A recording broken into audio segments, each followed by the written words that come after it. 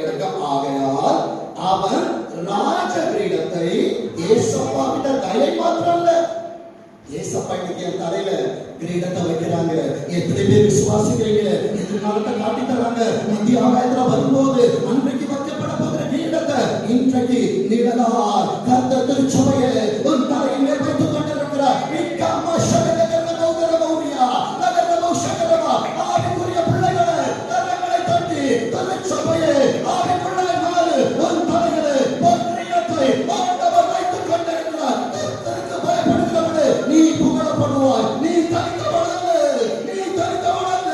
பரலோகம் உன்னோடு உண்டு. ராஜா உன்னிடத்தில் வருகிறார். நம்புதேவ பிள்ளையே, வேதம் சொல்லுகிற வார்த்தையை பாருங்க. ராஜ கிரீடத்தை அவன் சிரசின்